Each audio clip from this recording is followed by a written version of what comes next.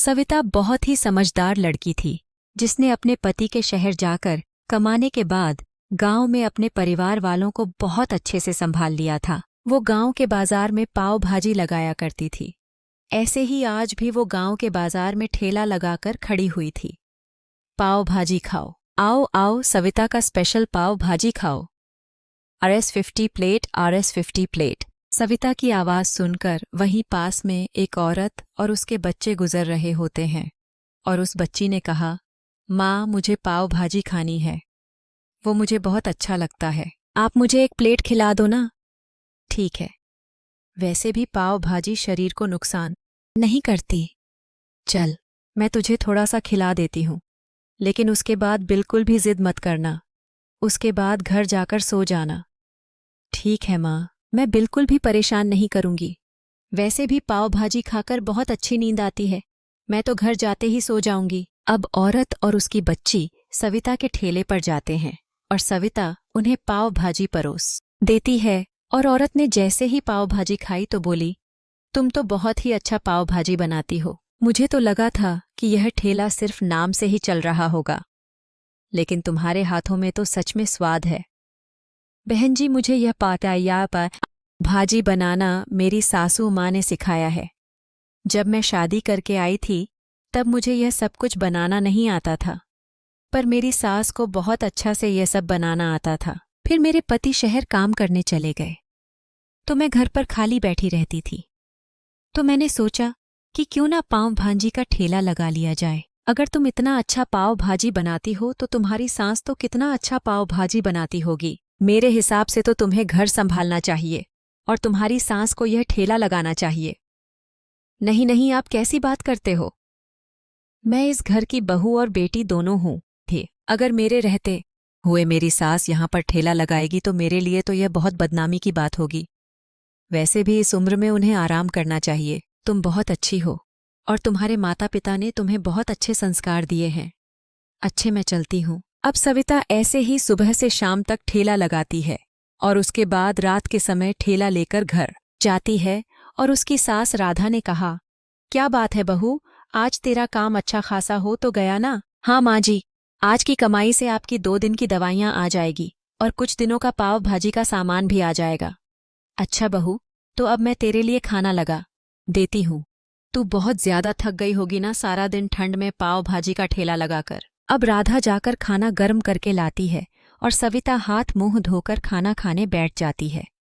दोनों सास बहू एक दूसरे का सहारा थीं और एक दूसरे के साथ रहा करती थीं।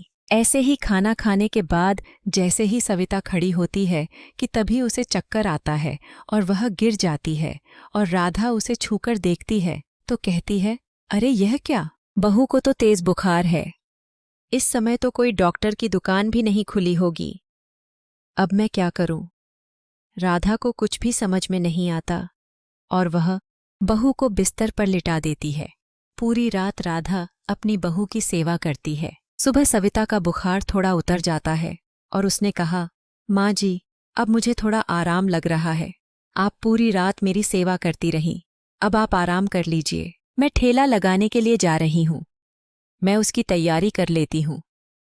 नहीं सविता बहू, अभी तुझे इतना आराम नहीं हुई कि तू ठेला लगाने के लिए जा पाए, तू आराम कर, आज ठेला लगाने के लिए मैं जाऊंगी।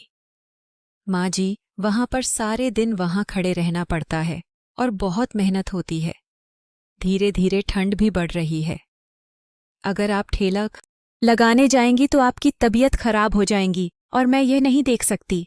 भूल मत बहू, तुझे तो इस घर में आने से पहले चूल्हा भी नहीं जलाना आता था, तुझे सब कुछ मैंने सिखाया है, मैं सबको संभाल सकती हूँ।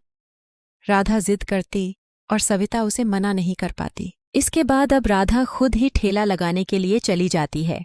वहां पर कई सारे लोगों की भीड़ देखती है और कहती है, यहाँ पर तो बहुत सारे लोग हैं बाजार के अंदर, लेकिन कोई भी पाव भाजी खाने के लिए आ नहीं रहा। ना जाने सविता रोज यहाँ पर ठेला लगाकर कैसे मेरा पेट पालती थी। मेरी पाव भाजी बेचने वाली बहू ने तो बहुत मेहनत की है। राधा ने सोच लिया था कि अब वह भी ग्राहकों को अपनी तरफ आकर्षित करने की पूरी कोशिश करेगी और उसने अपने ठेले पर खड़े होकर आवाज लगाई, आओ आओ पाव भाजी खाओ, RS50 प्लेट, आओ आओ। राधा ऐसे बोलकर पाव भाजी बेचने की कोशिश करती है, पर कोई भी उसके ठेले पर नहीं आ रहा था, जिसे देखकर वह बहुत ज्यादा परेशान हो जाती है और कहती है, मुझे कोई ना कोई रास्ता ऐसा निकालना होगा जिससे मेरे पाव भाजी अच्छे से बिकने लग जाए। मैंने ही बहू को यह बनाना सिखाया था, लेकिन मैंने इसे बेचना कैसे है? यह तो कभी बहू से सीखा ही नहीं। ना जाने मेरी बेचारी बहू इन लोगों के बीच में कैसे यह सब कुछ बेच पा रही थी। राधा बहुत ज्यादा परेशान हो रही थी। उन्हें समझ नहीं आ रहा था कि कैसे वह अपने ग्राहक बढ़ाएं। तभी उनकी नज़र सामने गोलगप्पे का ठेला लगाने वाले भोलू पर जाती है, जो कि लोगों को आवाज लगा रहा था, आओ आओ, स्वादिष्ट खट्टे मीठे गोलगप्पे खाओ, सिर्फ RS30 प्लेट। हाँ जी, RS30 प्लेट। आओ आओ, ताज़े गोलगप्पे का मजा लो। यह सब कुछ देखकर राधा को एक सुझाव आता है। लगता है कि मुझे अपनी बहू की मदद करने के लिए अब मुझे ही कुछ ना कुछ कदम उठाना पड़ेगा। वैसे भी मेरा बेटे को गए हुए 5 महीने हो चुके हैं और अभी तक उसने एक भी रुपए नहीं भेजा है। इसी पाव भाजी के ठेले से ही हमारा पूरा घर चलता है। अब राधा ने भी अपना दिमाग लगाया और सब लोगों के सामने आवाज लगाने लगी, आओ आओ, गरम गरम पाव भाजी के साथ एक पाव बिल्कुल फ्री। हाँ जी, एकदम फ्री। आओ आओ, स्वाद लो और मज़ा पाओ। और उसके बाद 2 औरतें उसके पास आकर कहती हैं, अरे बहन, ये क्या बोल रही हो? पाव भाजी के साथ एक एक्स्ट्रा पाव फ्री दे रही हो? अरे ये तो बड़ा बढ़िया मौका है। मुफ्त की चीज किससे बुरी लगती है? चलो बहन, 50 की ही तो है, चलो पाव भाजी खा लेते हैं। हाँ हाँ बहन जी, आप दोनों के लिए अभी गरम पाव भाजी लगा देता हूँ, और हाँ, आपको एक पाव मैं बिल्कुल मुफ्त में भी दूंगी। दोनों औरतें यह सुनकर बहुत ज्यादा खुश हो जाती हैं, क्योंकि वो औरतें इस बात से अनजान थीं कि वैसे ही वह RS50 में पाव भाजी बेचा करती थीं। लेकिन जैसे ही उसने बीच में एक मुफ्त शब्द का इस्तेमाल किया, अचानक उसके ठेले पर आने वाले ग्राहकों की संख्या दुगुनी हो गई। और यह सब कुछ देख रहे भोलू ने कहा, क्या बात है, आज तो सविता के सास बहुत अच्छा काम कर रही है। उसे देखकर लगता है कि उसने बहुत अच्छा दिमाग लगाया है। मुझे खुशी है कि अब कम से कम सविता को ज्यादा परेशान नहीं होना पड़ेगा और उसकी सास भी उसकी मदद करेगी। भोलू बिल्कुल भी सविता से ईर्ष्या नहीं रखता था, और वहीं राधा के ठेले पर ग्राहकों की संख्या बढ़ती जा रही थी। सविता अपनी घर में बैठकर परेशान हो रही थी और उसने खुद से कहा, अब तो मेरे बुखार में भी आराम है, एक बार जाकर माँ जी को देख कर आना चाहिए कि माँ जी कैसी हैं। वैसे भी मन की अकेले परेशान हो रही होगी। ठेले पर ज्यादा ग्राहक आते तो नहीं हैं, लेकिन ठेले पर खड़े रहकर उनके पैरों में दर्द हो रहा होगा। कम से कम उनके लिए एक टेबल लेकर चली जाती हूँ। अब नंदिनी अपनी झोपड़ी में से एक टेबल उठाकर अपनी माँ जी के पास जाने लगती है, लेकिन वह जैसे ही माँ जी के पास पहुँचती है, वह देखकर हैरान हो जाती है कि उसके ठेले पर पाव भाजी खाने के लिए बहुत भीड़ लगी हुई थी कि तभी सविता अपनी सास को आवाज लगाते हुए सुनती है, आओ आओ, एक प्लेट पाव भाजी के साथ एक पाव मुफ्त खाओ। आओ आओ, पाव भाजी के साथ एक पाव मुफ्त खाओ। RS50 plate, RS50 plate. आई बहन जी, आई भाई साहब।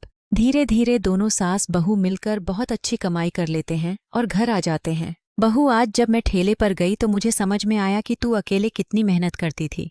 घर को संभालने के लिए तू कितना कुछ करती है, लेकिन राजू तो शहर जाकर जैसे हमें भूल ही गया है। और माँ जी, आज मुझे समझ में आया कि एक माँ हमेशा सब लोगों की माँ होती है। मैंने कभी भी अपने ठेले को इतने अच्छे से नहीं चलाया जितना अच्छे ठेला मेरा आज चला है। और उसके बाद ऐसे ही अपना जीवन बिताते हैं। 6 महीने के बाद राजू भी अच्छे खासे पैसे कमाकर वापस आ जाता है और सब मिलजुल कर खाने पीने और खुश रहने लगते हैं।